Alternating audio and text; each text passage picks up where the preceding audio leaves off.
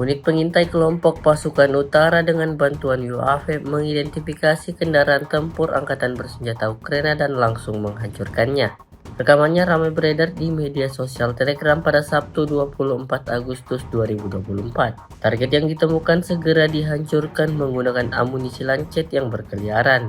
Peralatan pemantauan objektif mencatat tembakan kendaraan tempur lapis baja musuh. Imbas dari insiden ini, militer Ukraina kehilangan satu lagi peralatan militer andalannya.